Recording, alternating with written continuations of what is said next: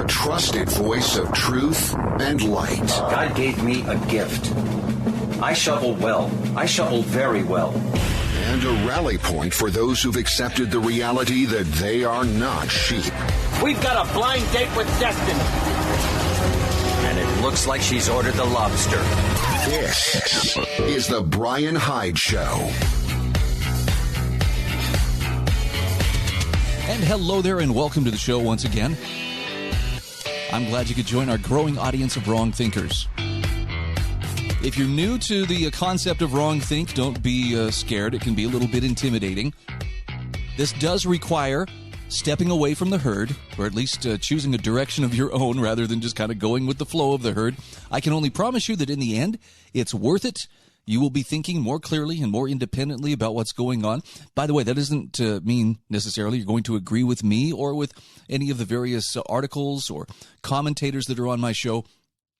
It simply means you're going to have some options other than the official narrative that some insist we have to embrace, whether it squares with reality or not.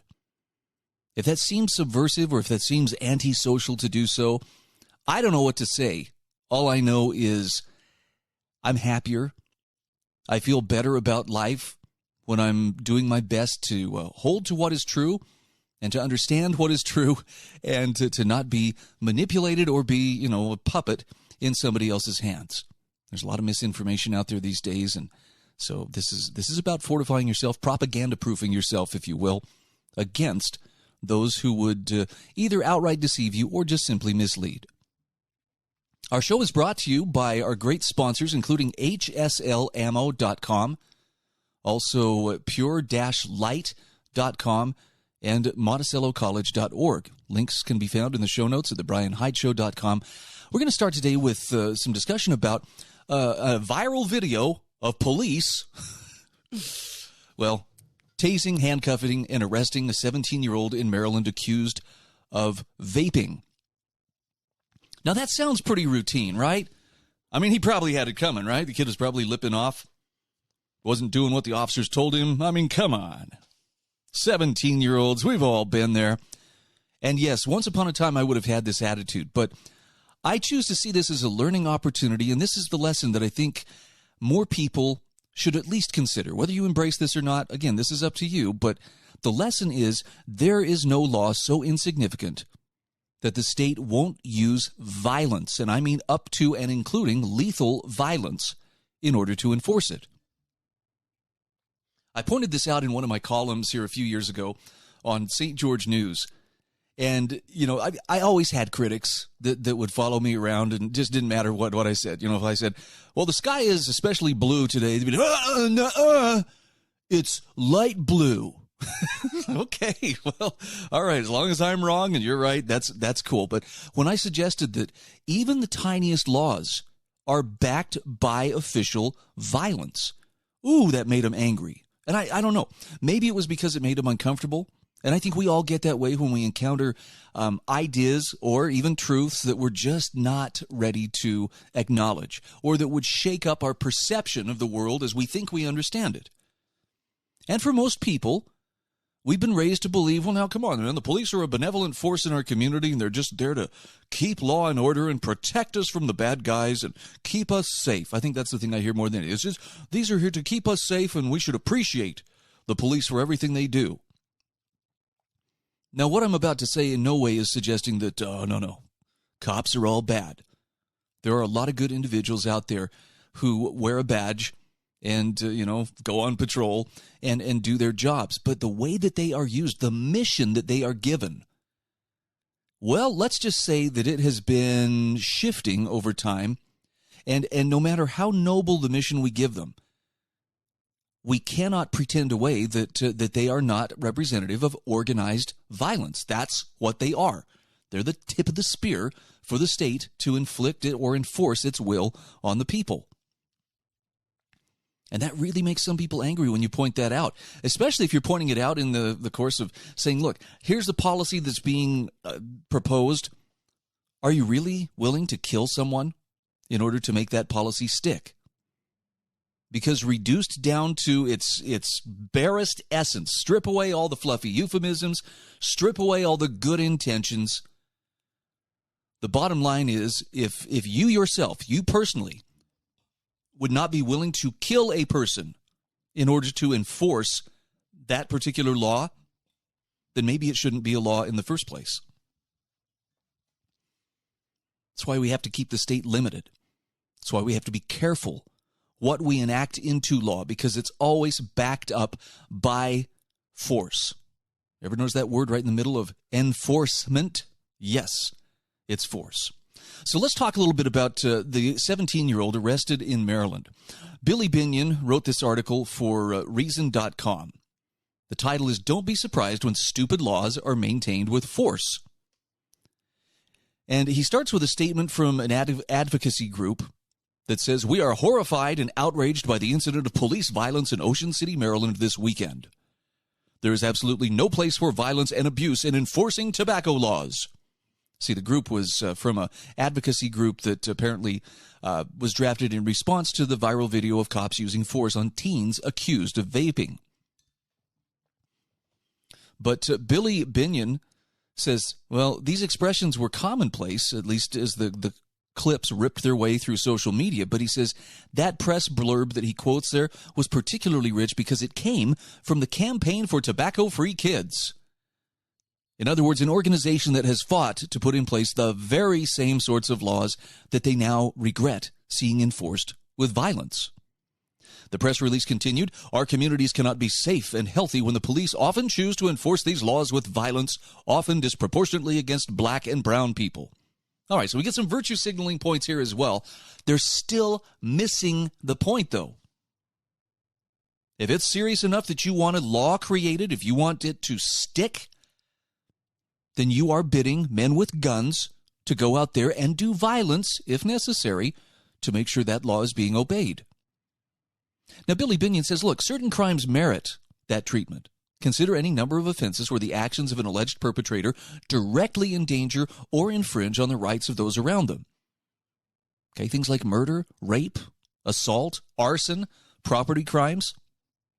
These are what you would call mala in se laws, or laws that punish those acts are called mala in se laws, because on its face, it's an act that creates a victim. Now, most of the laws we have are mala prohibitive, meaning they are words on paper from someone in authority saying, you can't do this, or we'll punish you. Billy Binion says the core job of government as laid out in the Constitution is to protect the citizens from the offenses like murder, rape, assault, arson, property crimes, whenever possible. But he says the state's purview has grown to encompass much more, charged with stamping out victimless offenses like drug use, prostitution, and some of the newest moral panics like vaping. Now, lawmakers may disagree with those personal choices, some of which might be deleterious to the health of the individual. But government must weigh the costs and benefits of armed state agents policing people's habits.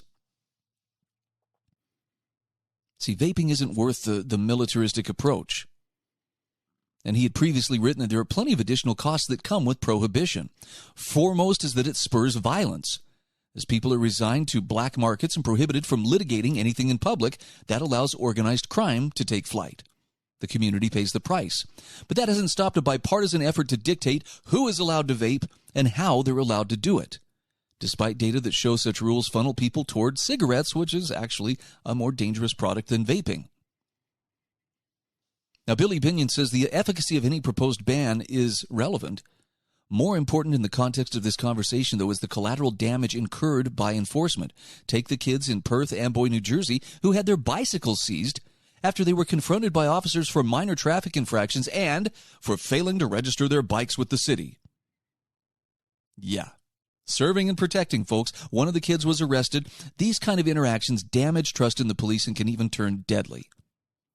The Campaign for Tobacco-Free Kids positions their work as protecting children and saving lives. Now, Billy Binion says, I have no doubt they believe that to be true, but when they use the state as their lever of choice to accomplish that end, they shouldn't be surprised when a law enforcement officer does what he or she is told, enforce the law. So the lesson here, I mean, this doesn't really come down to, well, if you're a conservative or a Republican, you should see this clearly, and a Democrat, you should open your eyes. This cuts across all party lines, and this is one of the places, sadly, where my more conservative brethren and sisters actually have a very curious blind spot, because they do appreciate law and order. They have respect for institutions like law enforcement. But sometimes they, too, are guilty of advocating for laws that actually get the state involved in situations where it really wasn't needed in the first place. And when the state comes to enforce whatever that law is, yes, they're going to send guys with guns and badges and organized violence to make sure that the state's will prevails. So this isn't a call to abolish the police. This is a call to, let's be very careful in how we ask them to carry out their mission. Save it for the stuff that matters, might be another way of putting it.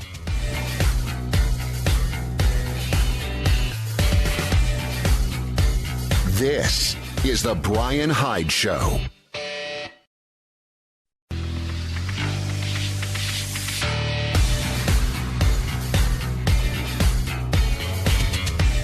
This is the Bryan Hyde Show. Hey, welcome back to the show. I'd like to encourage you to stop by my website, thebryanhydeshow.com. A couple things you're going to find of interest there. Number one is resources for wrong thinkers. I'm not trying to make everybody think like I do, but I want to give you access, and I've compiled a list of different news aggregators, different aggregators and collectors of commentary that have really helped me understand the world better, because they approach things from something different than the traditional red versus blue and whatever is happening in Washington is the most important thing in our lives mentality. These are principle-driven commentaries, and it makes all the difference in the world. Again, it's thebryanhydeshow.com. You can check out resources for wrong thinkers if you'd like. Subscribe to the podcast. Maybe even consider becoming a patron or monthly supporter of it. I can tell you, and hopefully you would recognize that speaking the truth these days isn't necessarily the easiest thing to do. I mean, we want to believe it is. But when someone says something that is clearly grounded in reality, now even if it's not popular, but if it's nonetheless the truth, I don't know. I'm thinking back to that song from the Disney musical, The Happiest Millionaire. No shilly-shallying, no dilly-dallying, let's have a drink on it. And it starts with the premise of when the truth is nobly spoken, it's respect you've got to pay. But I'm thinking back to about a year ago, as we were watching cities all over the nation burn thanks to protests over the death of George Floyd. And I was surprised to find this story about a composer who condemned arson a year ago. And since that time, this young man, his name is Daniel Elder, a musician, a composer, lives in Nashville, Tennessee. He has become so radioactive, no one will hire him. Well, what could he have said that was so provocative? He condemned arson. Now, if you think, well, did he do it in a sensitive and inclusive way that didn't, reflect badly on, Black Lives Matters or Antifa? No, it's not even that. He said it as simply and as lacking edge as possible. He wasn't out there trying to score social media points for being an edgelord. But because he spoke a truth, which the cancel culture mob could seize onto, he has been at the mercy of this mob, and, let's just say they're pretty merciless. Interestingly enough, Daniel Elder's musical career, the theme of his prize-winning work is truth through emotion. So if you were to look at a catalog of choral music that he's done, The Heart's Reflection is the name of his debut commercial album. This is what you would find, but he isn't composing much these days, according to this article. And even if he were, no one in the industry is willing to buy his work. His publisher has blackballed him. Local choral singers, or directors rather, refuse to program his music because they're scared that it's going to provoke a backlash. In fact, they won't even let him sing in the choir. Daniel Elder says, my artistic wellspring is capped. Now he says, I think it will come back, but things have remained in quite a rough place after all this happened. So what happened? Well, he made a short statement on Instagram that went viral during the George Floyd protests in the summer of 2020. Now, he's hardly the first person to suffer significant professional consequences after causing a social media firestorm. Virtually every day brings more examples of people saying slightly offensive things that stoke the fury of some mob. The problem is now so exhaustively covered in the media that cancel culture has become a top issue for many Republican voters, even though conservatives also engage in cancellation as well. But as the article says, even among those cancel culture excesses, Elder's supposed transgression stands out as a particularly absurd example of what cancel culture can do. Though he was tarred and feathered as a racist contrarian, the Instagram post that caused all the trouble was neither racist nor contrarian. In fact, an overwhelming majority of people would likely agree with the sentiment behind it, which was basically this: arson is bad. Now, Elder also always considered himself a man of the center left. He was not particularly political or outspoken, but supported liberal causes, including police reform and opposition to racism. He says the fact that he was on the same side as the progressive activists made this sort of a strange betrayal. George Floyd's death at the hands of Minneapolis police on May 25, 2020, caused widespread protests across the country. On May 30th, around 1,000 peaceful protesters marched down the streets of Nashville as part of a I Will Breathe rally, but not everyone on the streets was peaceful. A group of activists joined the protest as it was drawing to a close. They started smashing windows and spraying graffiti on the sides of buildings. They threw rocks at police cars. Eventually, someone set the city's historic courthouse on fire. The Nashville Tennessean noted the courthouse windows were smashed, its walls were spray-painted with graffiti, and fires were started inside the building, damaging a portion of the mayor's office. A plaque commemorating the civil rights movement in Nashville was destroyed. And the destruction spooked Elder, who lived nearby and was thus under a citywide curfew.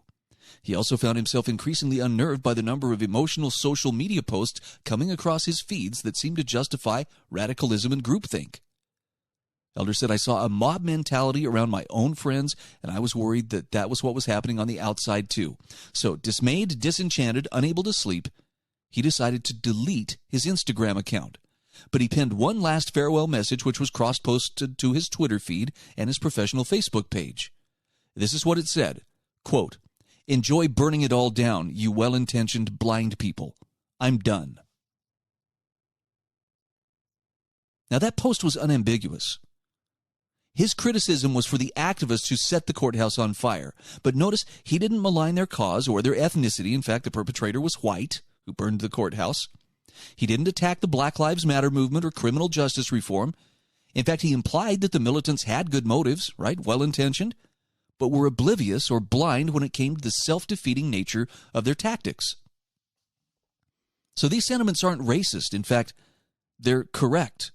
Social science research and voter surveys show that violent and destructive protests tend to backfire, eroding support for the cause in question. While a small number of far-left agitators support these tactics, the overwhelming majority of people oppose looting, riots, and arson. And by the way, this is especially true of people who live in communities of color. Now, one might not have expected Elder's mild declaration to attract much attention, but when he woke up the next morning, critics were spamming his Facebook and YouTube pages with comments accusing him of being a racist and a white supremacist piece of garbage. And he started to receive nasty emails as well. Some were anonymously authored, expletive-laden, and ugly from start to finish. Others confessed a previous appreciation for his music, but said, "I will never listen to you again."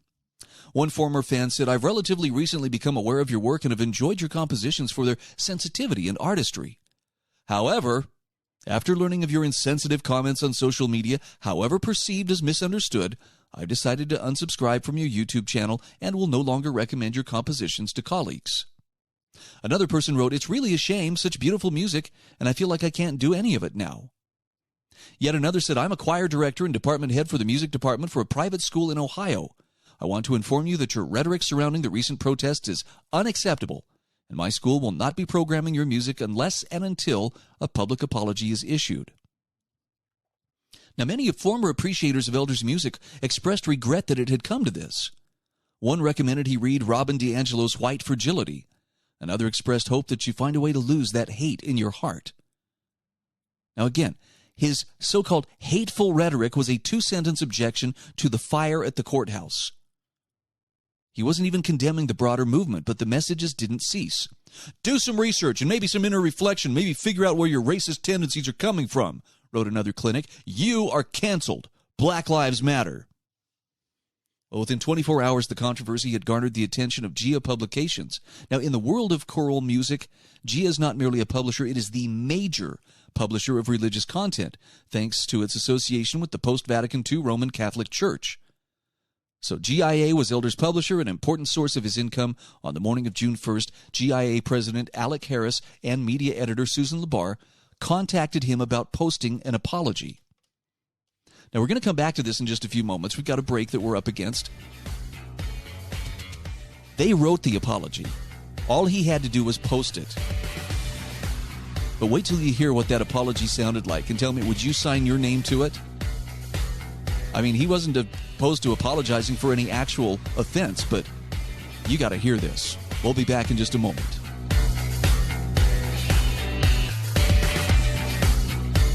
This is the Bryan Hyde Show.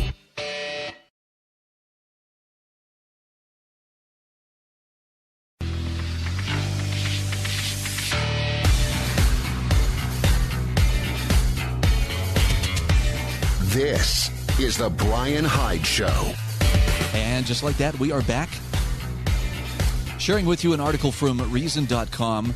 Daniel Elder, the cancel culture choral composer, who found himself canceled for a very short 2-sentence objection to people trying to burn down the historic courthouse in Nashville. And because he worked with GIA Publications, or GIA, I don't know if they go by GIA, but nonetheless, the president of GIA and its media editor contacted him about posting an apology. This was June 1st of last year. Now, the apology had been written by GIA.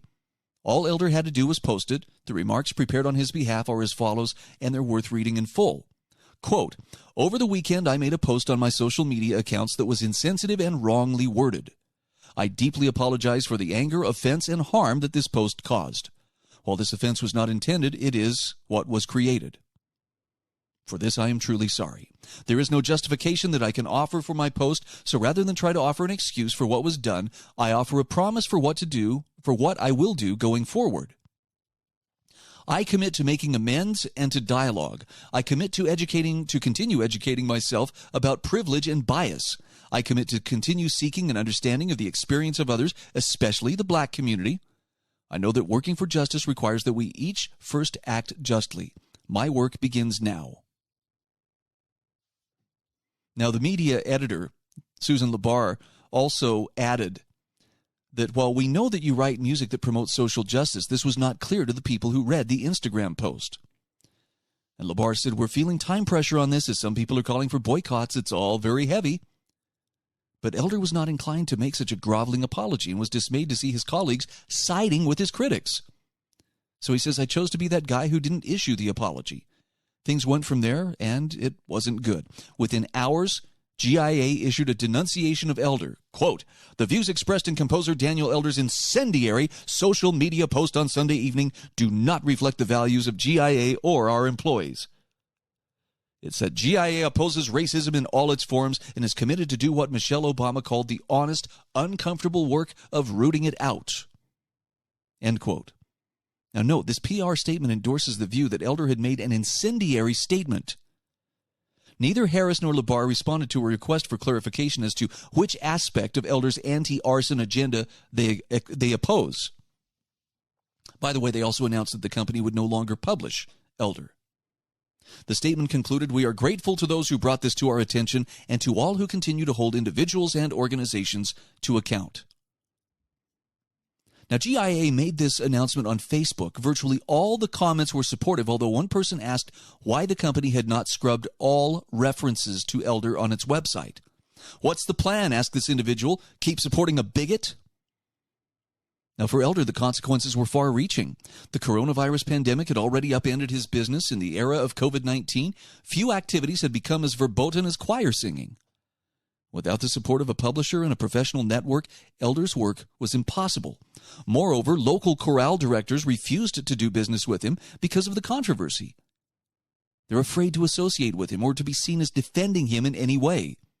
"It's a bad look for them," says Elder. "It's really quite extreme, the effect this has had." The toll on Elder's mental well-being has been equally catastrophic. Losing countless friends, colleagues, and fans is no small matter for an artist.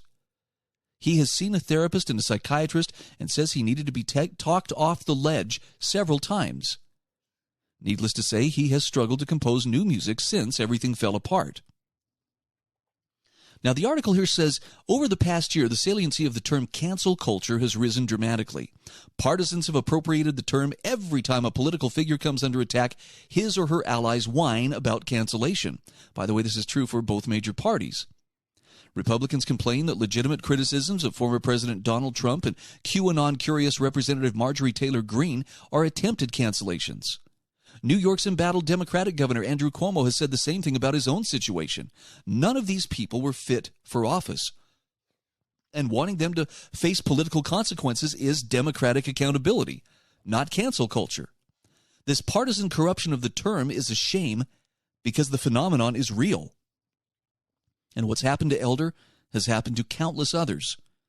And as with so many of those others, Elder's story doesn't have a happy ending. He survived his ordeal only in the most literal sense, but his career is in shambles and recovering will be extremely difficult. Social media has a long memory. Nevertheless, the experience has positively impacted Elder in one way. He told the writer of this piece, it made him less ideologically narrow-minded. He says, because I was exiled, I started listening to voices on the right and the center, especially these classical liberals who've been exiled from the leftist movement. He says, the strange silver lining is this shook me out of my prejudices a bit. This is from Robbie Suave, by the way, who's the senior editor at Reason, who wrote this article. I'm pretty sure there's a lesson in there for all of us. And it's tough. I mean, there are times when I look at what I do, and I don't consider myself a particularly dangerous threat, to the cancel culture. Nobody has considered me dangerous enough to try to cancel me. But I actually find myself feeling very grateful that about a year ago, I had to make a decision and had to take a step out to really be on my own and be a truly independent contractor. Meaning I was not beholden to any one particular employer. And those of you who've done this, you understand. The uncertainty, it's real. There's a lot of discomfort that's involved there because, on the one hand, to have a predictable, comfortable paycheck, it's great. You know you're taken care of. When you start your own business, when you stand on your own, that uncertainty is a very real thing. But if there is anything I can look at and say, man, I feel so blessed for the uncertainty, it's the fact that if someone were to decide for whatever reason, Brian, you are too dangerous, and tell people, he ought to be fired, my response would be, good luck. Who's going to fire me? You know who I work for? I work for myself. My boss may be a jerk, but he's not going to fire me. So there. And I hope that doesn't sound like I'm just gloating and saying, yeah, everybody should do that. You probably would be wise to figure out how you can build some degree of self-reliance in terms of like alternate streams of income, hobbies that you could monetize or skills that you could put to work on the side if you had to. And that's just if you're a person who's committed to truth. Because there are plenty of people who are just lying in wait, just dying for something to be offended over so that they can flex and try to get you canceled. My advice is take it as a compliment when somebody thinks you're having enough impact that they have to cancel you.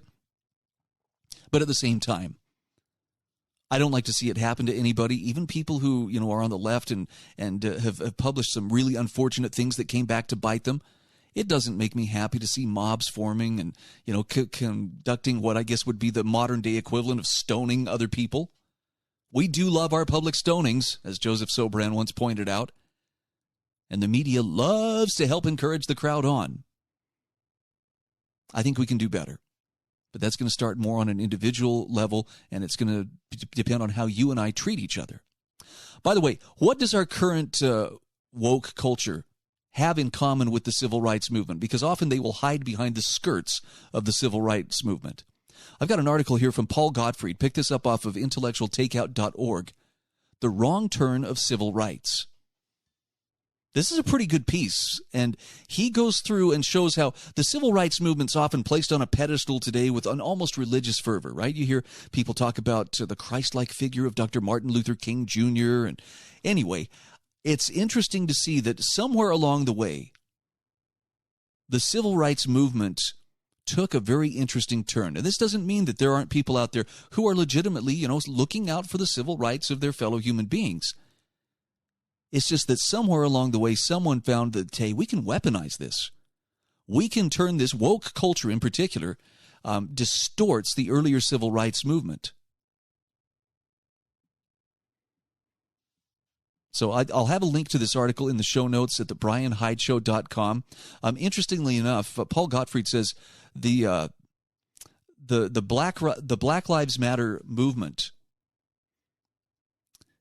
I'm sorry, woke culture. He was talking about Black Lives Matter in an earlier paragraph. He says, woke culture represents not just a glaring declaration of the earlier civil rights movement, but an unhappy culmination.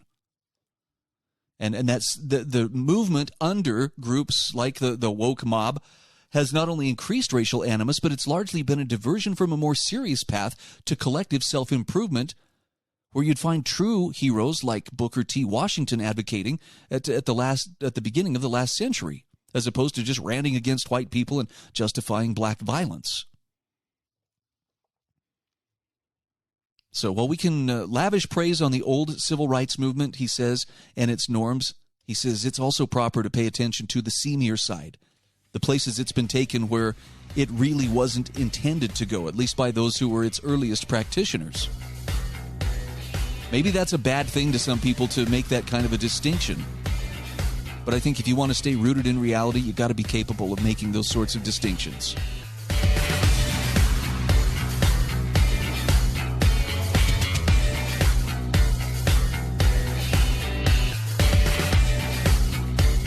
This is the Bryan Hyde Show.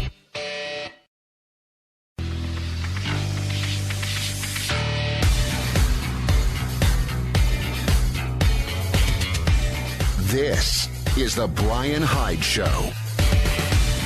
All right, welcome back to the show. So why do I do what I do? Why do I share these articles with you? What am I trying to accomplish here? What am I trying to persuade you to do or to think? More than anything, I'm trying to persuade you to think for yourself and to question the narrative. Always question the narrative. The one that says, hey, everybody is motivated by racial animus and everything is oppression. Everything that came before us is wrong and stupid and superstitious. I want people to question that narrative. I want them to stand for themselves and be able to say, I will be responsible for my own worldview, rather than waiting for someone to spoon feed it to you. Okay, now here's what you think about this. Go ahead, take a spoonful, and now here's some more. I think this is especially important in light of what we have seen in the last year and a half.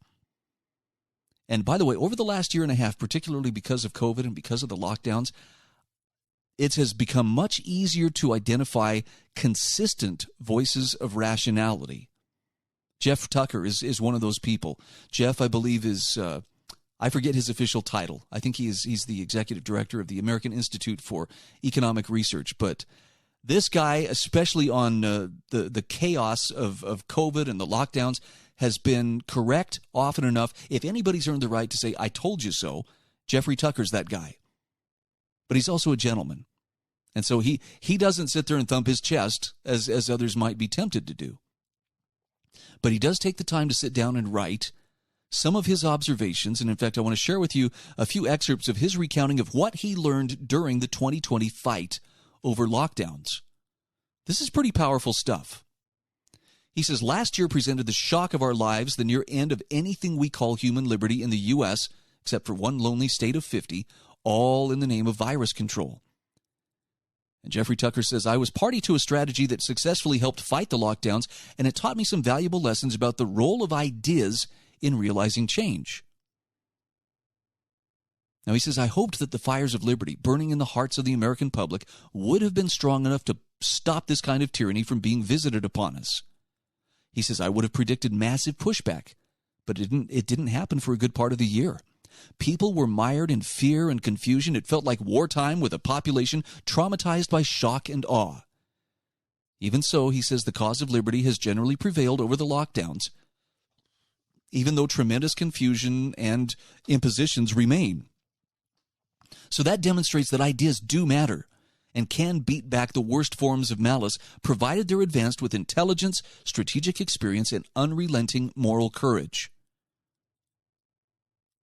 Think about that. And look, I'm not trying to make anybody feel like you're being singled out or picked on or anything, but is your worldview personified by intelligence? Is it personified by strategic experience? Do you have to use unrelenting moral courage to find the truth and speak the truth? I suspect that you're probably hitting on most of those notes, though you would not be listening to this show otherwise, or at least you wouldn't even give this show a chance. So you may be out of step with much of the mainstream, but if you're in step with your conscience, and if you're in step with the truth, I don't think the rest of that matters that much.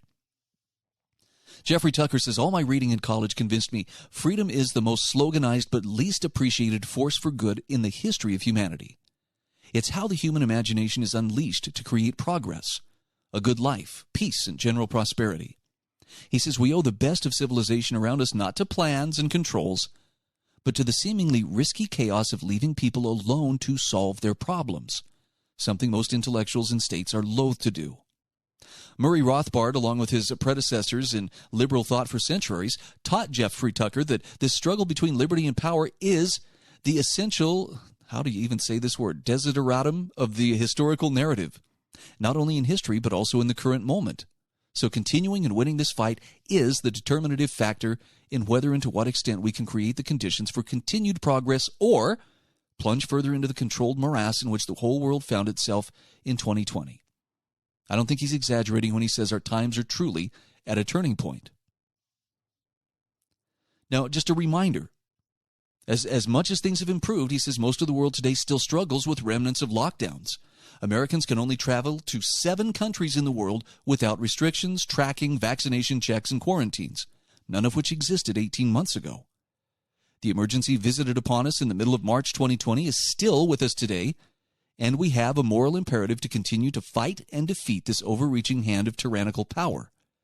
And so he lists out some of the lessons that will help us do this. And I'm just going to walk through a couple of these. First of all, he says liberty is far more fragile than we knew. In 2020, liberty was taken away in what seemed like an instant. This is a good excuse, they said, one that had never been tried before in living memory. And the reason came out of the blue, public health and the sudden assertion that the rights of people, some people, not to be exposed to germs, would negate your liberty. He goes into some great detail here. I'm just touching on it, but basically liberty took an unprecedented blow in the land of the free. Those of us, he says, who worked for decades to inspire a deep and abiding public commitment to the cause of freedom were left feeling as if our efforts were in vain.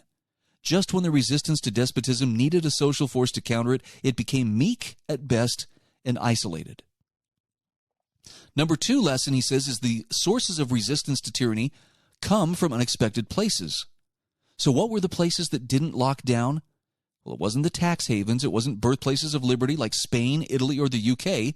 It wasn't among those highly educated and credentialed populations of Massachusetts or Melbourne. Internationally, it was Tanzania, Sweden, Japan, Taiwan, Nicaragua, and Belarus. Even Russia opened up sooner than the U.S. with much fewer stringencies. Now he says, if I'd have told you in 2019 to move to Nicaragua right away to preserve your freedom, you would have thought me crazy. But that's precisely where we found ourselves, he says, living on a big globe with just a handful of implausible outposts of resistance no one could have identified in advance. And here in the U.S., there was just one state that fully resisted apart from closing schools for 2 weeks. That was South Dakota. And that was due to the courage of Governor Kristi Noem, who made her decision to stay open based on an intuition that freedom is better than all forms of government planning. Despite media denunciation, her decision was politically popular in this state that prides itself on the frontier spirit of independence and skepticism towards power. He also learned, this is lesson number 3, how resistance is achieved mainly from the intellectual sphere, pushed with good timing in a venue with genuine reach. Now, when he says intellectual sphere, he's not talking about universities and think tanks. He means pertaining to the ideas that people hold about themselves and their public lives. They're affected by myriad influences from many branches of thought, religion, economics, public health, memory, deep cultural assumptions, and so on. It's the ideas that people hold that drive the decision to resist or to comply. So the time to encourage and mold the ideas that people hold are when people are asking the right questions. It's not some abstract education that fixes the world. It's compelling ideas spoken with conviction at the right time. And the time for intellectuals to speak out was when the lockdowns happened, not a year later when it was safe to do so. He also learned how ideas travel and realizes their results cannot be gamed. And if you look at particular incidents of history and ask the foundational question, how did the Protestant Revolution happen? From where did capitalism come, and why did it land and thrive where it did? How did the Bolsheviks rise to power? How did the prohibitionists come to prevail? What were the means by which marijuana went from illegal narcotic to fully legal weed in so many towns? And he says they're fascinating questions with no consistent or certain answers. And the reason for this pertains to the unique nature of ideas. Ideas are malleable, infinitely reproducible, invisible, and they travel an unpredictable trajectory. They're not like widgets or services with supply chains or clear structures of production. And I like this. There are no limits to the market for a good idea. There's also no formula that assures it'll travel a certain way and land in a particular place. Lesson number 5, the motivation to confront evil stems from moral conviction primarily and relies on a relentless focus with strategic considerations. Now, he says that moral conviction doesn't have to be set against creativity, strategic adaptability, and clever marketing. These are all crucial for good strategy, but he says conviction is the indispensable element. So if you have conviction, my friend, you're well armed. Now you just got to be well informed and capable of carrying that message forward. That means finding the courage. In conclusion, he says 2020 was when liberty took a huge blow, the likes of which we haven't seen for many generations. But it was not finally a mortal blow. And the means by which we've crawled out of the pit deserve close scrutiny. The cause of human rights, he says, is nowhere near being safe, but the ground has been prepared. In all places where lockdowns have faltered and political and intellectual change have arisen in their stead, we've rarely seen one word rise to the top, or we've consistently seen one word rise to the top of the public rhetoric, and that's freedom. A simple word, much used but rarely understood in all of its fullness. Let's continue to carry that message forward, each in our own unique way.